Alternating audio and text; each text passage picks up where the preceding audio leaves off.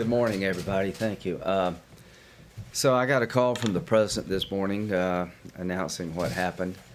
And he said, why don't you come to the White House? And I said, I'd love to come. And I'm honored to be here on this day that really does matter, I think, to the world, not just the United States. And trying to put in words what does it matter, how to explain it. I think last night the best of America confronted the worst of mankind, and the good guys won. The good guys and the good gals won. The dog, trying to find out the name of the dog.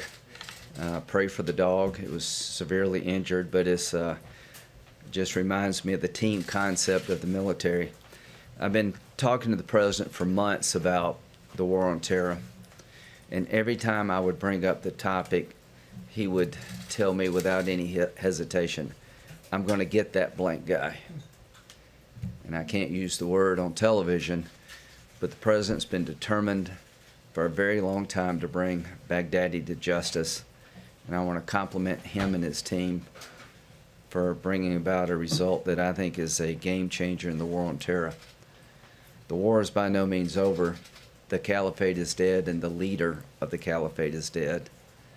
And that's a big deal. When bin Laden was killed, that was a big deal. And I complimented President Obama. That was a hard call he made, to go into Pakistan and kill bin Laden. What the president did last night was a hard call.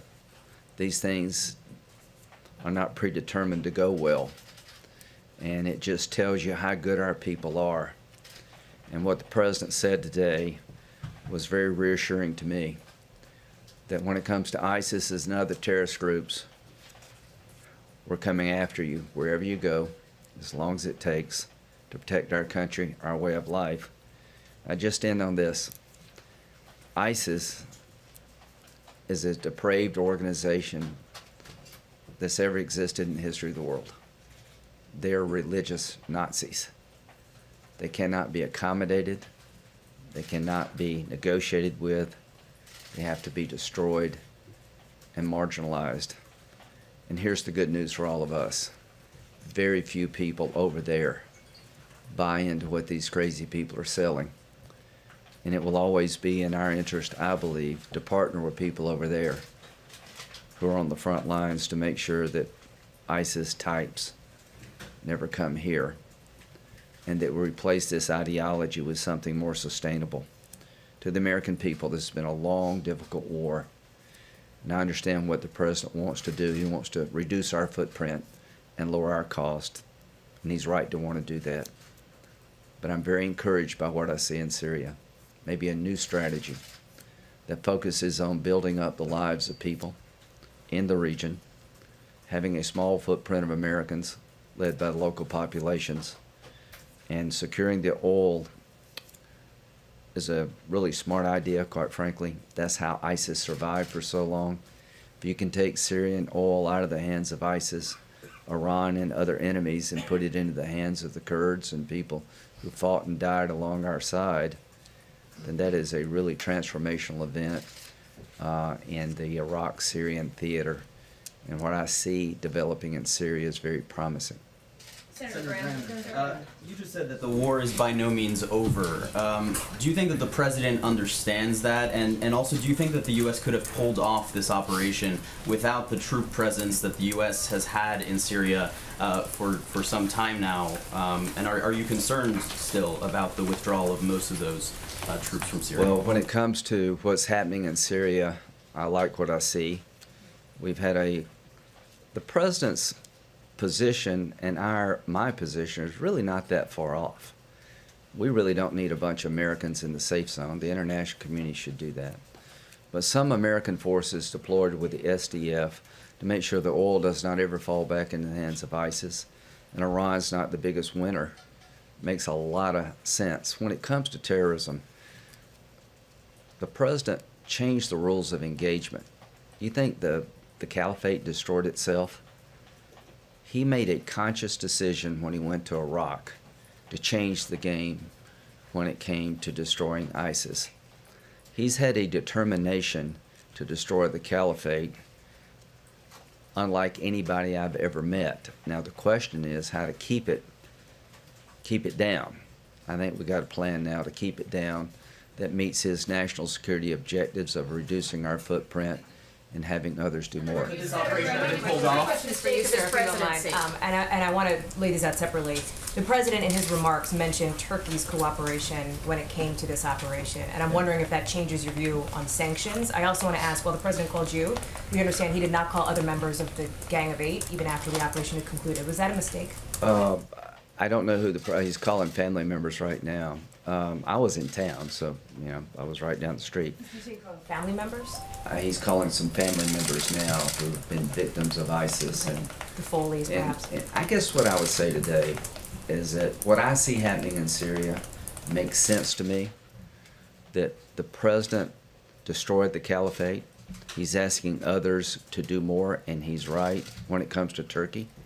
I think the invasion has been disruptive, but at the end of the day, if we can continue to partner with the Kurds, secure the oil revenues for their sake, not Iran's sake, not for ISIS' sake, help pay the cost of the operations, makes eminent sense to me. And I think the president is right to say that the conflict between Syrian Kurds and Turkey needs to be resolved.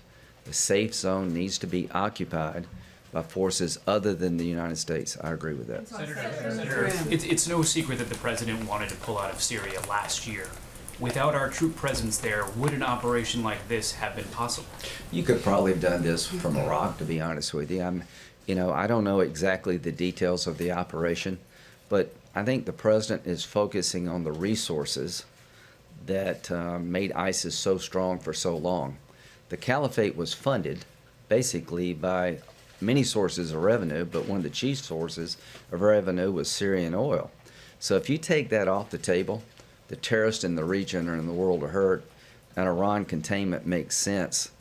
The Iranians would love to get this oil. The Russians have shown some desire to go down here. And I can't say this now, but I was in the Situation Room, and I'll talk to you later. The president made some pretty firm statements to people in the region that you come into this area at your own peril. Senator, you very recently said you thought that the president's decision to withdraw could be the biggest mistake of his presidency. Today, you're affirming it as a positive one.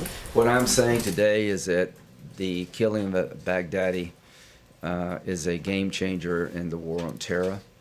Doesn't mean the war is over.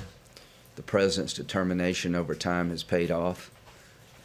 We don't give him enough credit for destroying the caliphate. He did this in months, not years, because he changed the rules of engagement. So what I want to talk about today is those brave men and women who planned the operation, who went in on the ground and killed this bastard. Senator, two questions. First, is it appropriate for the president only to inform Republicans of this operation, which departs from tradition? I don't know. That's not my concern today. My concern today is that we did a good thing. Okay, and then second on the oil, by what warrant or legal right in international law does the United States take the oil of the sovereign nation of Syria? Well, what you don't understand is that these oil fields are in areas where the SDF operates. This was the chief source of revenue for a long time for ISIS. It is now in the hands of the Syrian Democratic Forces, which are Arab and Kurds, mostly Kurds, with a partnership with the United States. So, no, this doesn't violate any law. In my view, what it does is just good, common sense foreign policy. I want to congratulate the president for making sure that the oil revenues never fall into the hands of the bad guys. And the way you secure this is a win-win. The SDF will get more money if we can modernize the oil fields. We're not going over there to enrich America. We're over there to help our allies deny our enemy resources that will allow them to get stronger over time. And finally, and this is okay, to lower the cost to us. The president mentioned something. I had a bill that would make our aid to Iraq alone that could be forgiven but also paid back over time. Here's the one thing that's been missing in the Mideast: skin in the game. If we had made our aid to Iraq alone, they would have probably acted differently than if it's just a grant. Now the SDF, who have been good partners, have a chance with our help to increase revenue for the benefit of their people. They'll have more incentive to fight harder. Everything changes when the people you're fighting with have skin in the game.